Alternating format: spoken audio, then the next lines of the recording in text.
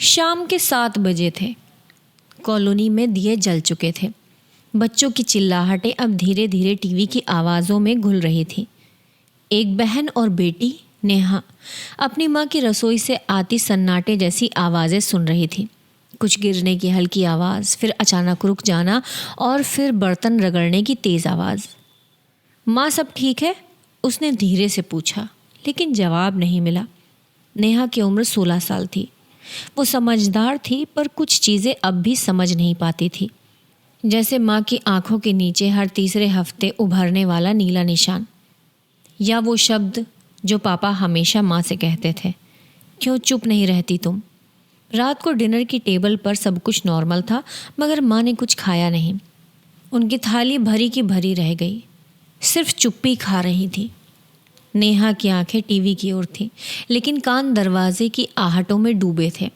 वो जानती थी आज कुछ अलग है, कुछ गड़बड़ है। अरे, ये तो हमारे घर में भी होता है। यही सोच उठती है जब चुप्पी ज़्यादा बोलने लगे। ये कहानी है एक मिडिल क्लास फैमिली शर्मा परिवार की।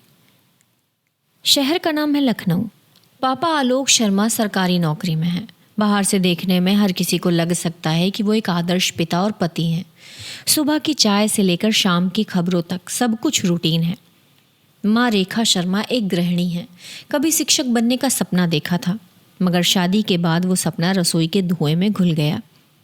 अब उनका दिन सुबह 5 बजे उठकर चाय बनाने से शुरू होता है और रात में सबके सो जाने के बाद ही ख़त्म होता है। नेहा 10वीं की छात्रा, पढ़ाई में होशियार लेकिन भावनाओं में डूबी हुई लड़की। घर के अंदर जो होता है वो सब महसूस करती है, लेकिन जाहिर नहीं करती। इस परिवार में वो सब है जो दिखना चाहिए। लंच का डब्बा, स्कूल की फीस, मंदिर की थाली, वीकेंड की मूवी, मगर जो नहीं दिखता है वो है पापा की बातों में लगातार ताने, माँ की आंखों में चुप्पी की परतें, नेहा के सवालों का कोई जवाब नहीं। घर में एक नियम चलता है, चुप रहो तभी सब ठीक रहेगा। पड़ोसी मिसेस तिवारी को लगता है रेखा बहुत शांत स्वभाव की है, लेकिन कोई नहीं जानता कि वो हर दिन घर के कोनों में अपने आंसू छिपाती है। उनका घर वो आईना है जो हमेशा साफ दिखता है, लेकिन असलियत धुंधली होती जा रही है। एक शाम की बात है, नेहा स्कूल से लौटी तो माँ दरवाज़ा नहीं खोल रही थी। दरवाज़ा अंदर से बंद था। वो कई बार बेल बजा चुकी थी। फिर कुछ मिनट बाद दरवाज़ा खुला। माँ की आंखें लाल थीं, गाल सूजे हुए और होंठ पर हल्का सा कट। फिसल गई थी, रेखा ने कहा, मगर नेहा ने उस झूठ को साफ साफ सुन लिया। रात को पापा वापस आए तो जैसे कुछ हुआ ही नहीं। वो खाना खा रहे थे, टीवी देख रहे थे और बीच बीच में माँ को टोक रहे थे, नमक ज़्यादा है, तुम्हें कुछ भी ठीक से करना नहीं आता। नेहा के अंदर एक तूफान था, लेकिन वो बस एक कोना पकड़कर बैठ गई। अगले कुछ दिनों तक उसने ध्यान दिया। माँ हर सुबह आईने से पहले अपनी चोटें छुपाने की कोशिश करती थी। धीरे धीरे माँ की आवाज़ बदलने लगी। अब वो नेहा से ज़्यादा बात नहीं करती थी। हंसी तो जैसे सालों पहले घर छोड़ गई थी। फिर एक दिन नेहा ने माँ के फ़ोन पर एक नंबर देखा, वुमेन्स हेल्पलाइन। माँ, आपने ये कब लगाया? उसने पूछा।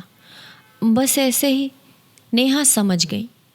माँ अब डरते हुए नहीं जी रही है, अब वो बचने के रास्ते तलाश रही है। इसी दौरान एक रात जब पापा घर आए, उनका मूड बहुत ख़राब था। नेहा ने देखा माँ का गला थोड़ा सा लाल था, जैसे किसी ने दबाया हो। नेहा अब ये सह नहीं पा रही थी। उसके मन में एक बात गूंजने लगी, आज कुछ नहीं किया तो शायद कल बहुत देर हो जाएगी। 15 अगस्त की रात थी। चारों ओर देशभक्ति का रंग था। कॉलोनी में बच्चों ने तिरंगे से सजावट की थी, मिठाइयाँ बंट रही थी और हर कोई आज़ादी की बात कर रहा था। मगर रेखा के लिए ये रात किसी काली कोठरी की तरह थी, जहाँ आज़ादी सिर्फ दीवारों से टकराती एक ख्वाहिश बन चुकी थी।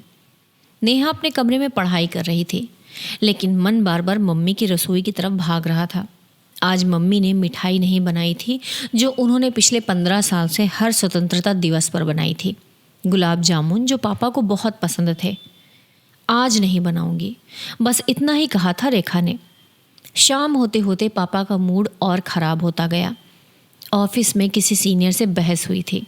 घर आते ही उन्होंने ब्रीफकेस टेबल पर फेंका, जूते दूर तक उड़ाए और कहा, कुछ खाने को है या आज भी नखरे चलेंगे? रेखा ने शांति से कहा, खिचड़ी है। खिचड़ी? छुट्टी के दिन भी यही मिलेगा? तुम्हें कुछ आता भी है क्या? ये सुनते ही उसकी आवाज़ में गुस्सा था और रेखा की आंखों में फिर से वही पुरानी नमी लौट आई, मगर आज कुछ अलग था। उन्होंने चुप रहने के बजाय कहा, अगर स्वाद नहीं पसंद तो खुद बना लीजिए। ये वाक्य जैसे पापा की नज़रों में आग बनकर दौड़ गया। उन्होंने तमतमाते हुए प्लेट उठाई और ज़मीन पर पटक दी। तू मुझसे ज़बान लड़ाएगी अब? आज तेरी औकात दिखाता हूँ। उसके बाद क्या हुआ वो नेहा ने देखा नहीं, सुना। उसने पहले ज़ोर की आवाज़ सुनी जैसे किसी का सिर दीवार से टकराया हो, फिर भारी कदमों की धड़धड़ाहट, फिर सन्नाटा, इतना गहरा कि नेहा का दिल कांप गया। वो भागकर कमरे की ओर गई। दरवाज़ा बंद था। उसने खटखटाया, पुकारा, फिर धक्का मारा। जब दरवाज़ा टूटा तो देखा उसके पैरों तले ज़मीन खिसक गई। माँ फर्श पर बेहोश पड़ी थी, सिर से खून बह रहा था और पापा गुस्से में कांप रहे थे।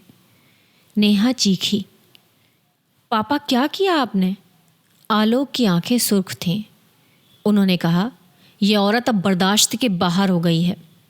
नेहा के हाथ कांप रहे थे, पर उसने माँ को देखते ही अपना डर खींच लिया। उसने तुरंत मोबाइल उठाया और महिला हेल्पलाइन नंबर पर डायल किया।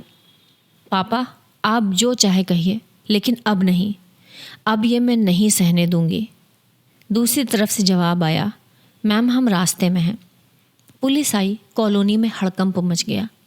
वो शर्मा जी, जिन्हें लोग सभ्य और शालीन समझते थे, उनकी आवाज़ें पहली बार बाहर निकली। मिसेस तिवारी ने पूछा, रेखा इतनी सीधी सादी थी, फिर क्या हुआ? कुछ नहीं हुआ था, बस अब सब कुछ सामने आ गया है। यही जवाब था नेहा का। रेखा को तुरंत अस्पताल ले जाया गया। डॉक्टर का कहना था कि सिर पर गंभीर चोट है और शरीर में ब्लंट फोर्स इंजरी के निशान हैं, कुछ पुराने भी। नेहा ने रिपोर्ट में दस्तखत किए। उसने कभी नहीं सोचा था कि वो अपनी माँ की एफआईआर की गवाह बनेगी, पर आज वो सिर्फ बेटी नहीं, एक साक्षी बन चुकी थी। अगले दिन अखबार में छोटी सी खबर छपी, लखनऊ, सरकारी कर्मचारी पर घरेलू हिंसा का आरोप, पत्नी अस्पताल में। कुछ दिन बाद रेखा को होश आया। नेहा ने उसका हाथ थामा। माँ की आंखों में आंसू थे, दर्द नहीं, अपराध बोध के आंसू। मुझे माफ़ कर देना नेहा, तुम ये रोज़ देखती रही और मैं चुप रही। नेहा ने माँ को गले लगाकर कहा, माँ तुम्हारी चुप्पी में ही मैं रोज़ रोती थी, अब हमारी आवाज़ बनी है। इस बीच आलोक शर्मा की ज़मानत हो चुकी थी, मगर इस बार रेखा ने फैसला किया, मैं अब उनके साथ नहीं रह सकती। कम से कम तब तक नहीं जब तक वो खुद को नहीं बदलते। उन्होंने कोर्ट में प्रोटेक्शन ऑर्डर और मेंटल काउंसलिंग रिक्वेस्ट फाइल की। एक दिन जब आलोक घर वापस आए, वो किसी और रूप में थे, शर्मिंदा, थके हुए और चुप। रेखा, मैं तुम्हें खोना नहीं चाहता, लेकिन मुझे ये समझने में बहुत वक्त लग गया कि मैं हिंसक हूँ, शब्दों से, व्यवहार से और आदतों से। रेखा ने कहा, हिंसा सिर्फ थप्पड़ नहीं होती आलोक, जो हर दिन आत्मा पर लगता है वो सबसे गहरी चोट देता है। मैं वो और नहीं सह सकती, मुझे जीना है अपनी बेटी के लिए, अपने लिए। आलोक चुप रहे। ये चुप्पी डर की नहीं थी, शर्म की थी।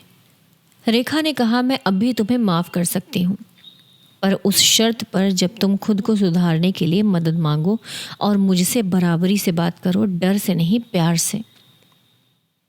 शायद अब मैं सीखने को तैयार हूँ, लेकिन इस बार तुमने मेरी नहीं, अपनी कहानी लिखी है। आज रेखा एक महिला सहायता समूह से जुड़ चुकी हैं। वो घर पर ही ऑनलाइन बच्चों को पढ़ाती हैं। नेहा अब कॉलेज में है और उसकी प्रोफाइल में लिखा है, she who survived and changed her mother's story. पापा अब घर में रहते हैं, मगर रेखा के फैसले में दखल नहीं देते। उन्होंने काउंसलिंग शुरू की है और सीख रहे हैं कि प्यार चुप्पी नहीं, साझेदारी है। घर में अब भी सन्नाटा होता है, पर डर का नहीं, सोच और समझ का। क्या हमारे घरों की चुप्पी भी किसी की चीख छुपा रही है? क्या हम उस सन्नाटे को सुन पा रहे हैं? रिश्तों में अगर दर्द और टूटा ना जाए तो चुप रहना वफा नहीं, बल्कि खुद को सज़ा देना होता है। जब हम अपनी पीड़ा छिपाते हैं तो वो अंदर से हमें धीरे धीरे तोड़ती है। घर की दीवारें तभी गिरती हैं जब वहाँ रहने वाले रोज़ाना खुद को तोड़ते और सहते रहते हैं। पर बाहर कोई दिखावा होता रहता है कि सब ठीक है। ऐसी खामोश हिंसा जो भीतर ही भीतर बढ़ती रहती है, एक दिन बहुत बड़ा शोर बन जाती है जिसे रोक पाना मुश्किल हो जाता है। प्यार और डर कभी साथ नहीं रह सकते। जहाँ डर हो वहाँ सिर्फ ज़िंदगी की कैद होती है और रिश्ते उस आज़ादी की तलाश में टूटने लगते हैं। इसलिए ज़रूरी है कि हम अपने रिश्तों में सिर्फ डर और दबाव को ना सहें, बल्कि प्यार और समझदारी को बनाए रखें। और कभी कभी सबसे मुश्किल फ़ैसला यही होता है कि घर को बचाने के लिए उसे छोड़ना पड़ता है, क्योंकि हर रिश्ता निभाने लायक नहीं होता। कुछ रिश्ते हमें आज़ादी और खुद की पहचान पाने के लिए भी पीछे छोड़ने पड़ते हैं। ना जाने ऐसे कितने परिवार हैं जहाँ पर औरतें मार खाकर चुप रहती हैं और पूरी ज़िंदगी काट देती हैं। क्या आपने भी किसी रिश्ते में घुटन महसूस की है? कमेंट बॉक्स में ज़रूर बताइएगा। इस प्रकार की और कहानियाँ सुनने के लिए कथावाणी चैनल को ज़रूर सब्सक्राइब कीजिए। मिलते हैं आपसे अगली कहानी में। धन्यवाद।